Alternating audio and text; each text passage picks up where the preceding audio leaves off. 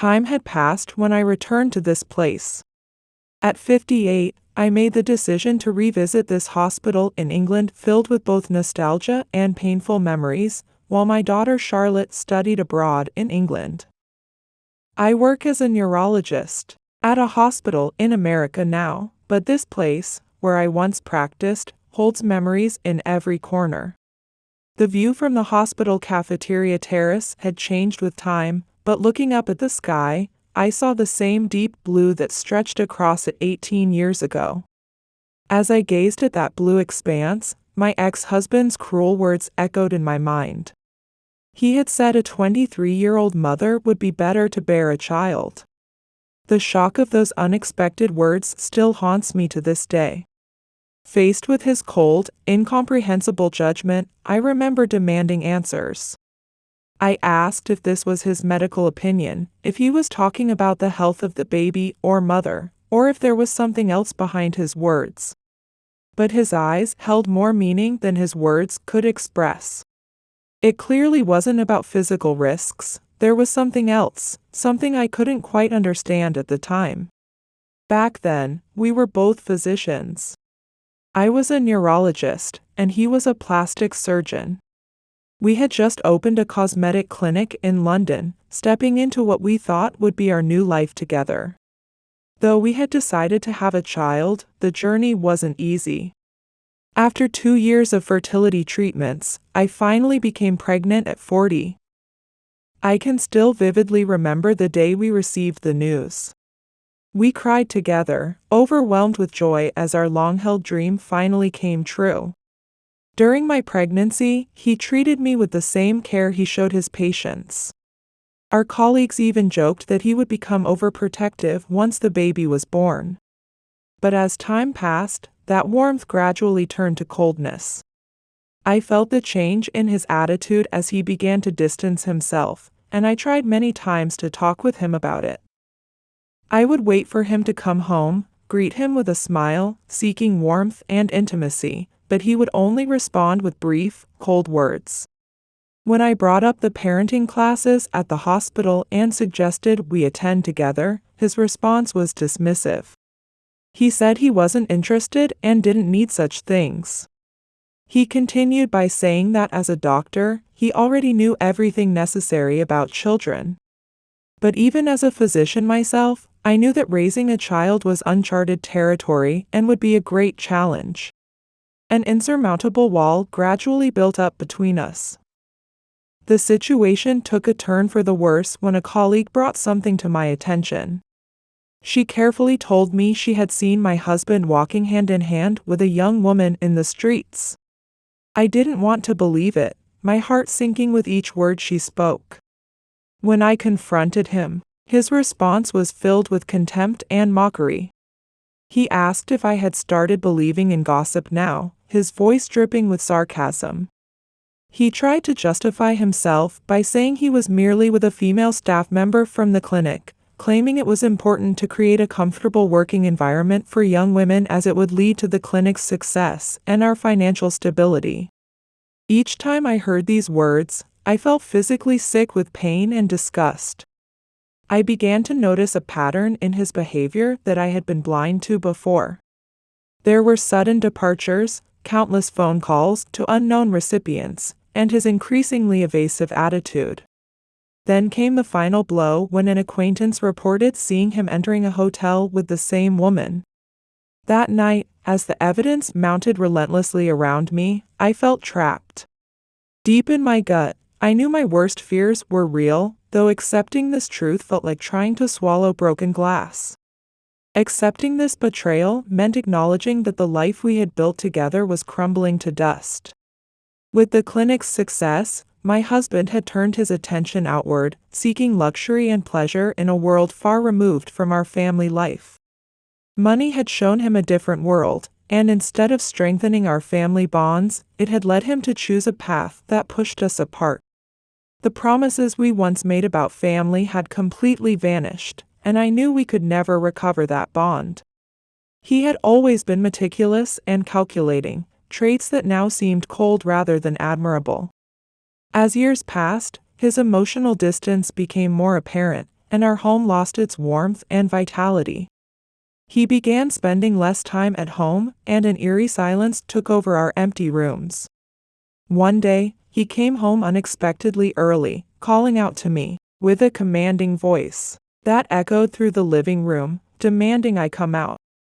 He ordered me to come out, his tone leaving no room for refusal. When I opened the door, shocked and trembling, the scene before me changed my life forever.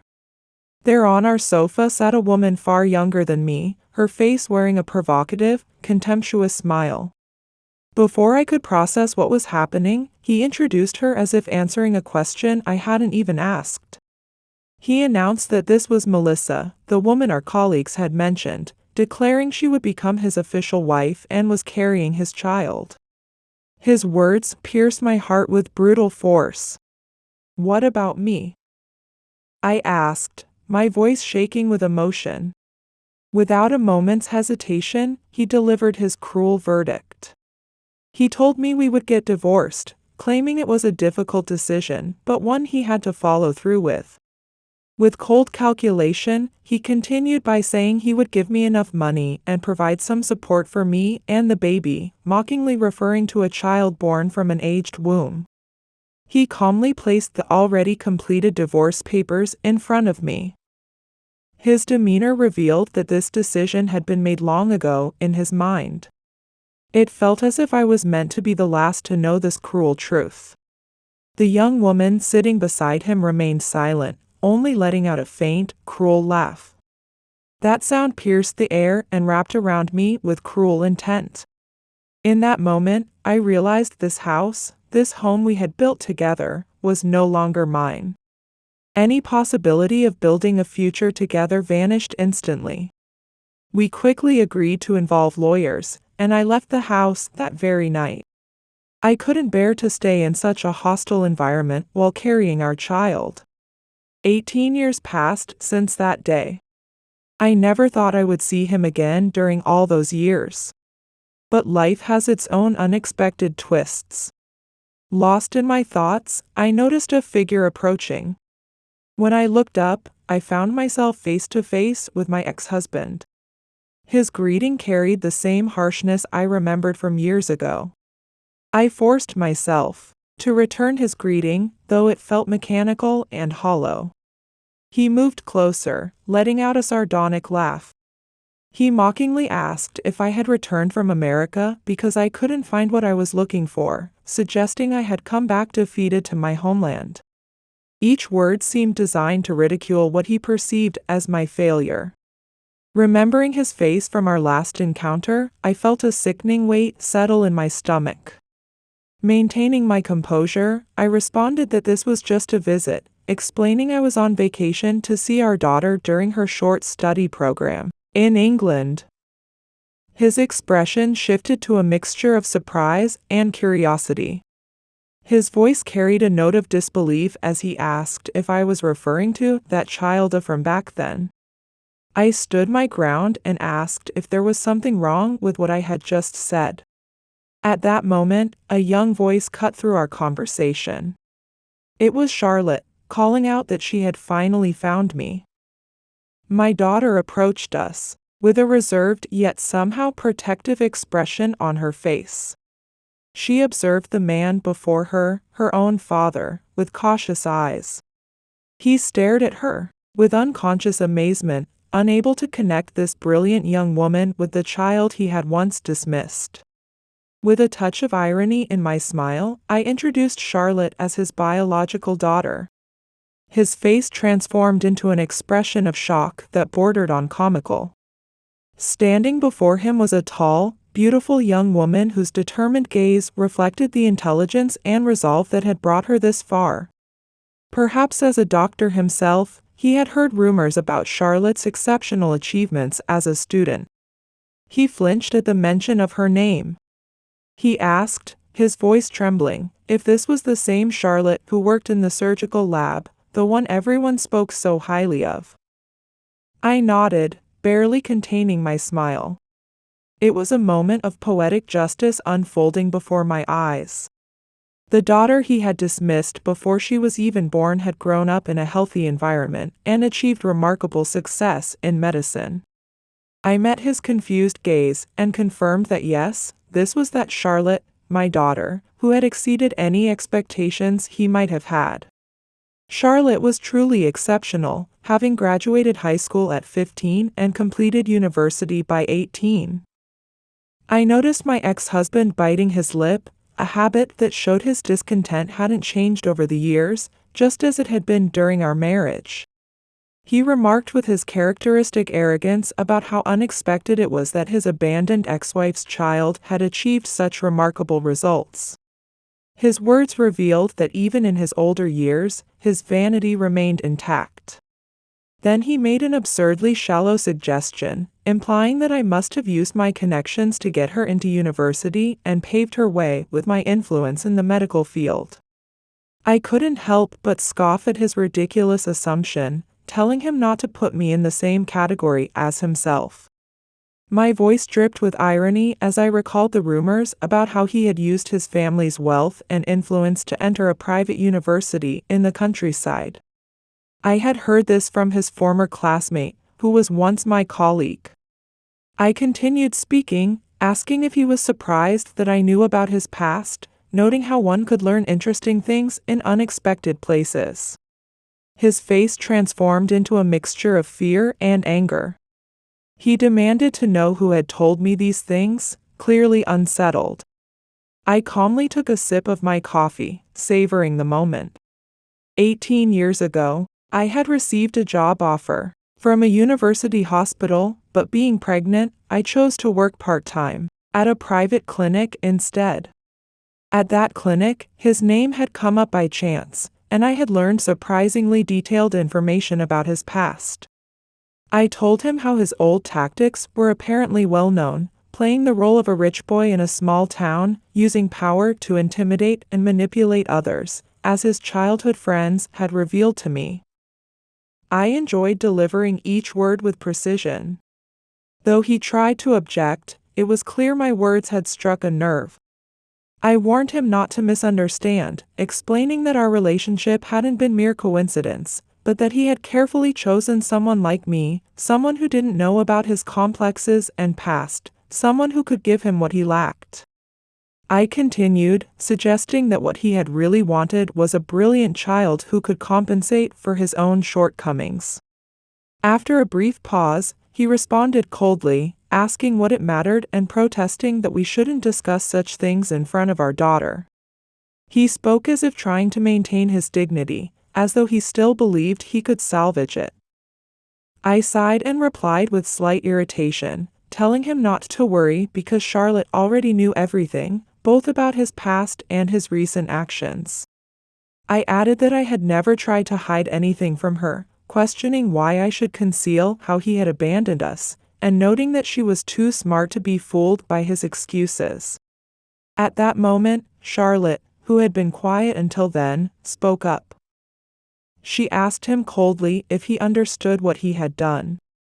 She continued, expressing her disbelief at how pathetic he appeared for someone who was supposed to be her father. Her words pierced him sharply, and his face turned red with anger and humiliation. He responded with surprise. He exclaimed in disbelief at how his own daughter could speak to him that way. Charlotte remained perfectly still, responding with calm composure that she was merely stating the truth. She explained that his downfall had begun about 20 years ago when he decided to abandon us for someone else, noting that his so-called big decision had marked the beginning of his ruin. My ex-husband stared at her in shock, but Charlotte continued relentlessly. She revealed that she knew everything about his clinic's closure, his foolish investments, and the malpractice suits against him. A terrifying silence fell over the cafe after Charlotte's words. He stood speechless, while I smiled proudly at my daughter's strength. She embodied everything he had never managed to achieve. The soft cafe light illuminated my ex-husband's stunned face. His reddened face showed a mixture of humiliation and anger. Each of Charlotte's words struck directly at his pride. Finally breaking his silence, he managed a bitter laugh and claimed that it was thanks to him that I had become a professor in America and that Charlotte was in medical school at 18. Charlotte raised her eyebrows and responded with an expression of utter exasperation. She asked if he was serious, stating that our achievements had nothing to do with him, and in fact, we had succeeded precisely because he wasn't there. Charlotte continued, acknowledging that while the divorce might have been the catalyst, our current success was due to our own efforts. She explained that my university position came from my talent and hard work, and her achievements were the result of her own abilities and my support. Her voice grew steadily stronger as she spoke. She dismissed him as nothing more than a distant, insignificant memory. My ex-husband visibly struggled to contain his emotions at these words. He asked sarcastically if he was supposed to be the villain of this story. He continued with bitter irony, suggesting that we should be grateful to him for leaving, as it had made us stronger. Charlotte responded with unwavering calmness, confirming that while he was indeed the villain, he shouldn't misunderstand, no one was grateful to him. She pressed on, stating that his departure had been purely selfish, and our current success wasn't due to his sacrifice, but rather to my ability to move forward without him. Her words shattered his final defenses. He seemed to be searching for something, clearly cornered. In desperation, he demanded to know who she thought was responsible for her very existence, claiming that without him, she wouldn't even exist. He shouted these words as his final act of resistance. Charlotte responded with a sad smile, telling him that there was one thing she was grateful for, the family she and I had built without him, with her grandparents always by our side, even in his absence. Her words struck him deeply. He seemed completely unaware that his own parents, my in-laws, had continued to support us after he left. His face contorted with shock and confusion, leaving him speechless. He finally managed to accuse me of manipulating his parents and turning them against him with lies. I could see he took their support of us as a personal attack. I responded in a quiet voice, explaining that I had done nothing of the sort.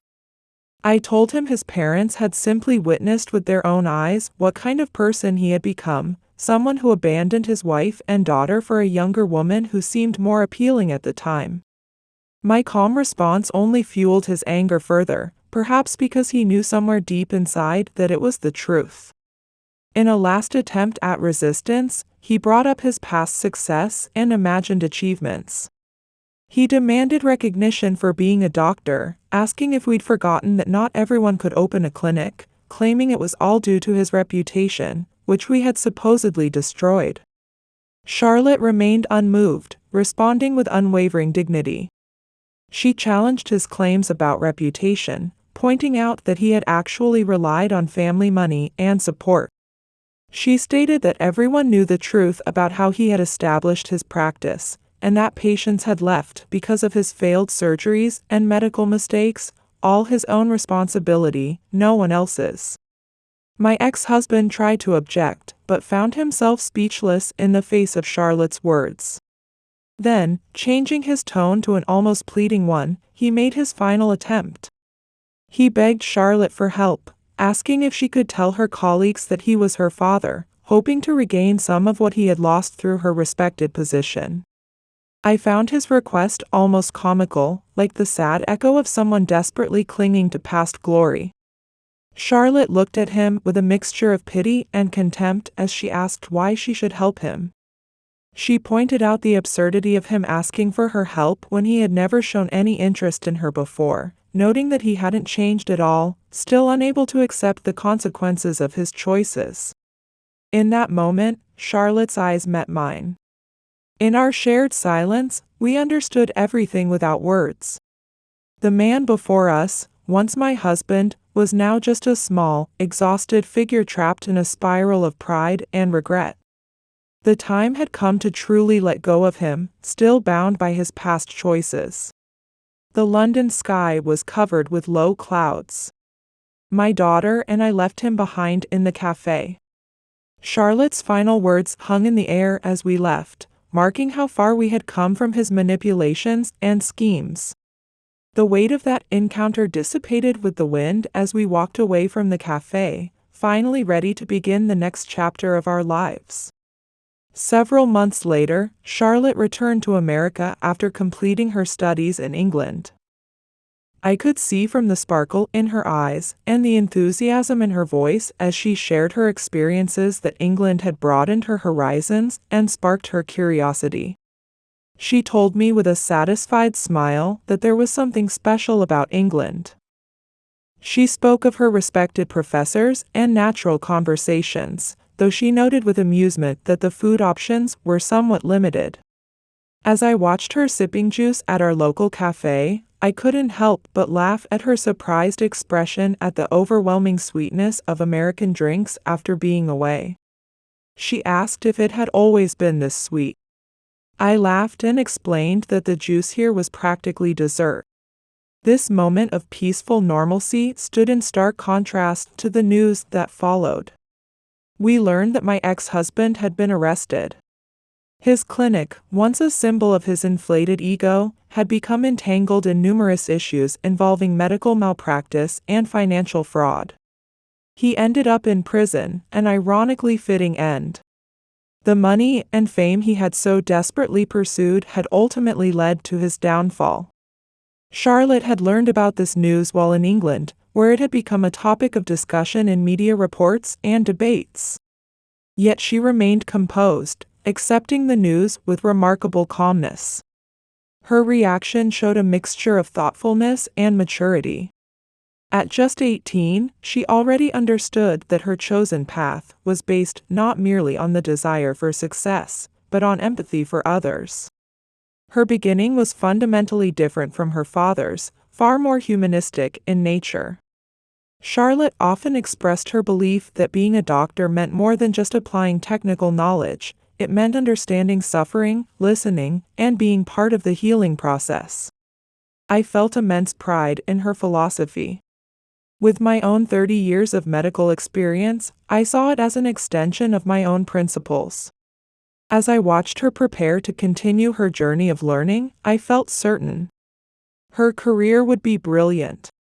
Yet I also understood that along this path, she would face challenges that would test her integrity. As a mother, I wished to quietly support her journey.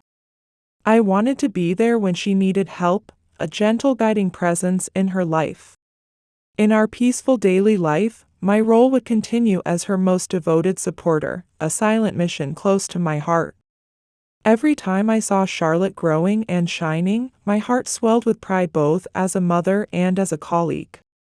To all of you who have followed this complex, multifaceted story, I am truly grateful.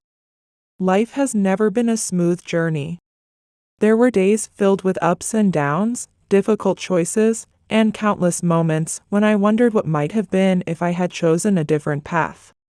Life has its ironies. Sometimes we think we're making the right decisions for our future, only to have fate turn everything upside down and lead us down an entirely different path. Even when we choose the right path, there can be steep challenges waiting for us. I realized these truths too late. By the time I became aware, I had already found myself in a life far different from what I had hoped for.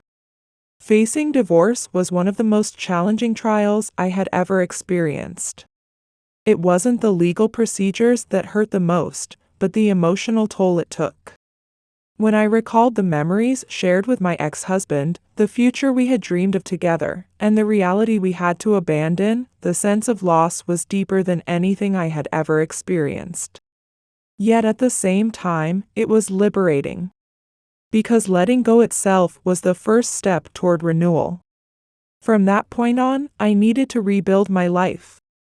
Starting over from scratch meant regaining self-trust and re-examining my role as a mother. Charlotte became my top priority, and every decision after the divorce was made with her in mind. I strived to provide her with a stable environment, a home filled with love and respect. I wanted to create a place where she could grow without carrying the burden of her parents' mistakes. Though this period of rebuilding was difficult, it also helped me rediscover my own strength. It's hard to see the light when you're in the storm, but there comes a moment when you realize the light will always break through. For me, that light was seeing Charlotte as a confident young woman pursuing her dreams. I am so proud of her.